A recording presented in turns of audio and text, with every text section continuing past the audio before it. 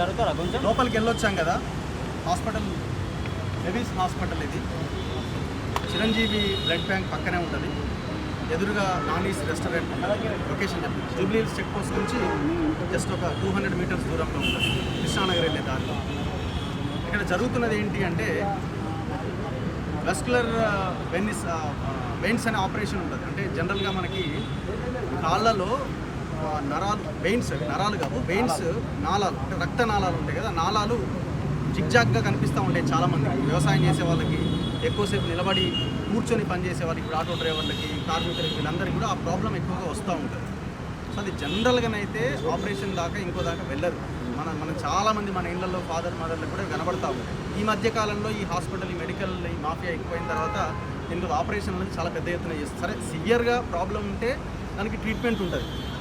సివియర్గా ప్రాబ్లం ఉంటే ట్రీట్మెంట్ ఉంటుంది. ఆ ట్రీట్మెంట్ చేయాలి అని అంటే ఫస్ట్ డాక్టర్ని కన్సల్ట్ అయితే డాక్టర్ డాప్లర్ అని ఒక టెస్ట్ చేస్తాడు. ఆ టెస్ట్ తర్వాత దాని నిర్ధారణ జరుగుతుంది. తనకి తీవ్రత ఎంత ఉన్నది, తనకి ఏం చేయాలి, సాక్స్ లాంటి ఆ స్టాకింగ్స్ అవైనా వేయాలన్నా లేకపోతే ఫర్దర్గా ఏమైనా లేజర్ ట్రీట్మెంట్ చేయాలనేది డాక్టర్ డిసైడ్ చేస్తాడు. ఈ పర్టికులర్ ఈ హాస్పిటల్లో ఏంటంటే పేషెంట్ రావడమే ఆలస్యం. 600 రూపాయలు ఫీజు కట్టాలి, లోపలికి పోవాలి, డాక్టర్ చూస్తాడు, మీకు డాప్లర్ టెస్ట్ చేయాలంటాడు. ఇక్కడ విషయం ఏంటంటే టెస్ట్ ఫ్రీగా చేస్తారు. అసలు ఏంటన్నా ప్రైవేట్ హాస్పిటల్ టెస్ట్ ఫ్రీగా చేస్తారా? మేము మంచి దానికోసం చేస్తున్నాం అని అంటారు. చెప్పండి, ఏ హాస్పిటల్ అయినా అట్లా చేస్తుందా? సరే, ప్రతిరోజు ఒక 10 పేషెంట్లకో లేకపోతే సాటర్డేనో లేకపోతే సండేనో ఏదో వాళ్ళకి ఇష్టమైన రోజులో ఫ్రీ ట్రీట్మెంట్ ఇస్తున్న హాస్పిటల్స్ కొన్ని ఉంటాయి. అది కూడా ఓపీ. ల్యాబ్ టెస్టులు ఫ్రీగా చేస్తారా? దాదాపు 4000 రూపాయల టెస్ట్ ఎలాంటి ఛార్జ్ చేయరు మీరు. ఎలాంటి ఛార్జ్ చేయకుండా ఇమీడియట్గా ఏం చెప్తారంటే సర్జరీ అంటాడు. దీనికి రెండో ఆప్షనే లేదు. ఇక పోగానే ఆ ప్రాబ్లం చూస్తాడు, సర్జరీ చేయాలని అంటాడు, లేజర్ ట్రీట్మెంట్ చేయాలంటాడు, హోల్ పెడతాడు, లోపల సర్జరీ అయిపోతుంది. 4 లక్షల నుంచి 5 లక్షల రూపాయలు వసూలు చేస్తున్నారు ఒక్కొక్క పేషెంట్ దగ్గర. అమాయకమైన జనం పాప ఈ హాస్పిటల్ వెబ్సైట్, యూట్యూబ్ ఛానల్లో వీడియోలు చూసి ఆగమైపోతున్నారు. అంటే ఇది చాలా, ఇప్పుడు ఆ పర్సను ఎవరెవరికి ఇది ఎట్లా ఏంటి అన్నది మనకు అనవసరం. ఎంత భయంకరమైన విషయం ఇది. చివరికి ఏమంటున్నాడు అక్కడ, ఒకవేళ మా స్టాఫ్ ఏమైనా తప్పు చేసి అపాలజీస్ చెప్తా అంటాడు. మేము ఏం చేసినామంటే తనని పంపించినాం సీనియర్ జర్నలిస్టు వెంకటేష్ గారిని. ఆయనకి ఏ ప్రాబ్లం లేదు. మేము ఊరికే ఒక్క నిమిషం ఒకసారి లోపలికి పోయిరాపో ఏం జరుగుతుందో, నువ్వు కూడా ఓపీ తీసుకొని పంపించినాం. ఒరి అమ్మ లోపల పోగానే ఫీజు కట్టించుకున్నారు. ఏంది వెంటనే ఆయన డాక్టర్ కన్సల్ట్ అయ్యిండు. వెంటనే నీకు డాప్లర్ టెస్ట్ చేయాలన్నారు, టెస్ట్ ఫ్రీ. టెస్ట్ పోకముందే నీకు ఆపరేషన్ చేయాలనుకున్నారు డైరెక్ట్. అంటే ఎట్లా అయిపోయిందంటే ఇక్కడికి ప్రతి పేషెంట్కి మనం ఆపరేషన్ చేస్తాం అని కింద రిసెప్షనిస్ట్ దగ్గర నుంచి పై వాళ్ళ దాకా వాళ్ళకు క్లారిటీ ఉంది. కాబట్టి ప్రతి పేషెంట్ని ఆపరేషన్ అయ్యి 4 లక్షలే కనిపిస్తున్నాయి ఆయన 5 లక్షలే ఆయన ఫేస్లో. పేషెంట్ ఎంటర్ అయిందంటే ఇట్లా లక్ష్మీదేవి ఇట్లా అంత భయంకరంగా ఉన్నది పరిస్థితి. ఎన్రోలింగ్కి ఇట్లా. అందుకే మేము ఒక 2-3 కంప్లైంట్స్ మన దాసరి సీనన్న దగ్గరికి వస్తే, ఇది మళ్ళీ ఒకరిద్దరు పోతేనే మళ్ళీ వీడు 50 లక్షలు అంటారు, ఇంకోటి అంటారు. మళ్ళీ ఇదో వెళ్ళి తయారైంది, ట్రెండ్ అయిపోయింది స్టేట్లో. కాబట్టి మేమేం చేసినామంటే సరే ఒక్కసారి వెళ్దాం. తెలంగాణలో గమనించాల్సింది తెలంగాణ ప్రజలు, ఒక 2-3 మాఫియాలు చాలా విపరీతంగా ఉన్నాయి. ఒకటి real estate mafia, 2 pharma mafia, 3వది మెడికల్ మాఫియా. చాలామంది అంటుంటారు హైదరాబాద్ మెడికల్ హబ్ అని. అఫ్కోర్స్ హైదరాబాద్ మెడికల్ హబ్బే, private medical hub, government medical hub కాదు. ఈ ప్రైవేట్ మెడికల్ హబ్లో ఈ రకంగా దోపిడీ చేసే హబ్ కింద మారిపోయింది. అయితే గవర్నమెంట్ హాస్పిటల్ పోయి చచ్చిపోవాలా, లేకపోతే ప్రైవేట్ హాస్పిటల్కి వచ్చి ఉన్నదమ్ముకొని ట్రీట్మెంట్ చేసుకోవాలా. అట్లా కూడా సరైన ట్రీట్మెంట్ లేదు కదా. సో అందుకే మనం జర్నలిస్ట్ వెంకటేష్ గారిని అన్నని పంపిస్తే లోపలికి వెళ్తే నీకు ఆపరేషన్ చేయాలన్నారు. కొటేషన్ రాసిచ్చింది. 2 లక్షలు అయితే నీకు 4th స్టేజ్లో ఉంది అంటున్నాడు.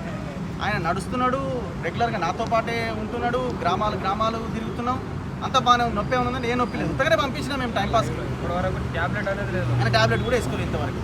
పోనీ ఆయన పోయి ఉంటే సరే ప్రాబ్లం ఆయనే అంటున్నాడు డాక్టర్. ఒక 60-70% మందికి జనరల్గా తెలుస్తుంటాయి అని. జనరల్గా ఏదైనా ఒక టెస్ట్ చేసినప్పుడు ఎంఆర్ఐ స్కాన్ తీయించండి మీ బ్యాక్ ఏదో ఒక ప్రాబ్లం తెలిసి L1 L2 అంటాడు, దానికి జాయింట్ అయిందంటే ఇంకోటి అంటాడు. అందుకే చాలామంది మంచి డాక్టర్లు ఏం చేస్తారంటే ఎంఆర్ఐ జోలికి పోకండి అంటారు. నేను మా ఫాదర్ని మొన్న హాస్పిటల్ తీసుకెళ్తే కూడా ఒక మంచి డాక్టర్ చూసి, చిన్న ఏజ్ అతని ఏం చెప్పిందంటే, ఎంఆర్ఐ ఎందుకన్నా, ఇది ఏజ్ రిలేటెడ్ వచ్చినాయి ఇవన్నీ, ఒక ఎక్స్రే తీయండి సరిపోతుంది. ఎక్స్రే తీస్తే అరిగిపోయినాయి అన్నాడు, ఖతం అయిపోయింది. ట్రీట్మెంట్ ఏంటంటే కూర్చునే పొజిషన్ మార్చుకోవాలని చెప్పింది. అంతే. ఏం లేదు అక్కడ, నో ట్యాబ్లెట్, నథింగ్. ఏమైనా పెయిన్ అనిపిస్తే జర ఆయింట్మెంట్ రుద్దుకొని జర వేడి చేసుకొని కాపుకోండి అని అన్నారు. అదే ఇళ్ళకి తీసుకొస్తే నాకు తెలిసి వెన్నెముక కూడా వెరికోస్ వెయిన్స్ అంటారేమో. అంటే ఇంత దారుణంగా తయారైన హాస్పిటల్స్. ఇప్పుడు ఈడ లిటరల్గా ఇప్పుడు ఈయన కనుక మామూలు అమాయకుడు అయితే 2 లక్షలు ఇవ్వాల్సింది. ఏ నుంచి తేవాలా? ఉన్నది అమ్ముకోవాలా, లేకపోతే మెడల మీద ఏమన్నా తీసి అమ్ముకోవాలి. 2,40,000 బద్దలాడితే డిస్కౌంట్. ఇది ఈ మేము ఎవిడెన్స్ చూపించి మాట్లాడుతున్నాం. దయచేసి గమనించాల్సింది ఏంటంటే టెక్నికల్ పర్సన్ ఫిజికల్ ఎవిడెన్స్ చూపించే ఈ మాట్లాడడం జరుగుతున్నది. ఎక్కడా కూడా ఏదో నోటికి వచ్చిందో లేకపోతే పేపర్ల మీద మాట్లాడట్లేదు. ఈ పర్సన్ది ఆల్రెడీ సర్జరీ అయిపోయింది. ఏది వెరికోస్ వెయిన్స్ సర్జరీ అయిపోయిన తర్వాత మళ్ళీ మా దగ్గరికి వచ్చి ఇది పరిస్థితి అని అంటే జనరల్గా తెలిసిన వాళ్ళతో అప్రోచ్ అయితే మేము ఏం చేసినామంటే ఒక ల్యాబ్ పంపించినాం. ఏంటది టెనెట్ అని ఒక ల్యాబ్ పంపించి చేస్తే అక్కడ ఏం లేదని తెలిసింది. సరే చిన్న చిన్నవి ఉంటుండొచ్చు ఒకవేళ రిపోర్ట్లో, కానీ అది మరీ లేజర్ ట్రీట్మెంట్ చేసేంత సివియారిటీ ఏమీ లేదని రిపోర్ట్ వచ్చింది. వచ్చిన తర్వాత మళ్ళీ ఈడిది పంపించినాం.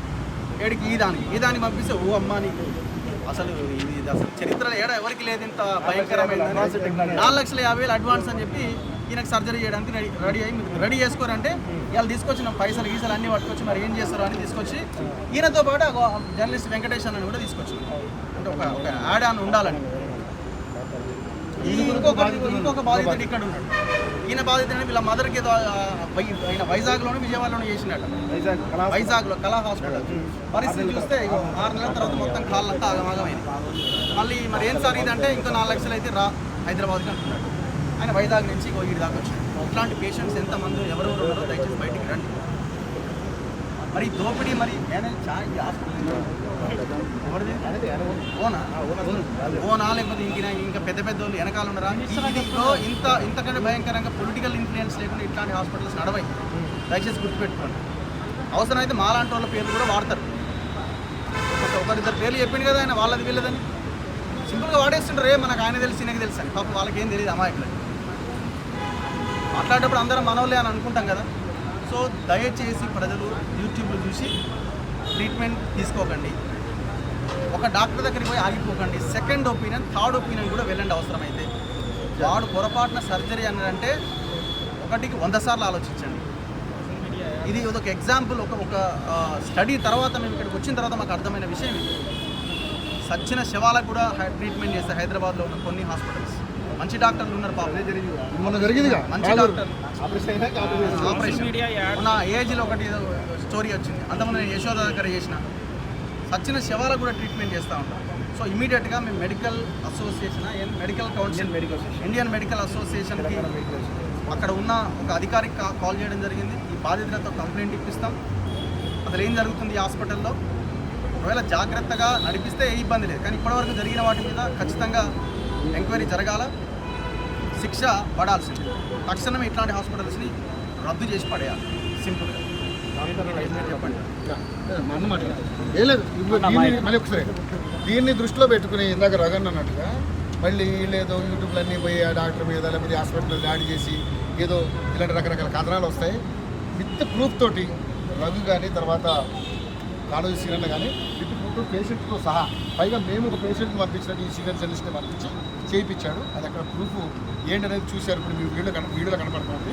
సో దయచేసి అలాంటి అపోహలేం కాకుండా రగన్ అన్నట్టుగా మీకు అలాంటి సిచ్యువేషన్లు ఏమైనా ఎదురైతే మీరు ఏ జిల్లాలో కానీ ఏ ఊర్లో అయినా కానీ ఒకసారి కాంటాక్ట్ అయితే మీ సమస్యకి మళ్ళీ మేము పరిష్కారం చూపించే కార్యక్రమం చేస్తాం. డెఫినెట్లీ ఇది మాత్రం మీరు ఒకసారి గమనించండి దయచేసి. ఇందాక మనం చెప్పారు కదా, ఇది పెద్ద పెద్ద సెలబ్రిటీలను పెట్టి కూడా యాడ్స్ చేపిస్తా ఉన్నారు.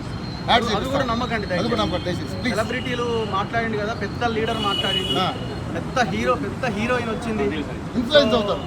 సో వాళ్ళని చూసి ఇన్ఫ్లుయెన్స్ అవ్వకండి దయచేసి. మీరు చెప్పండి.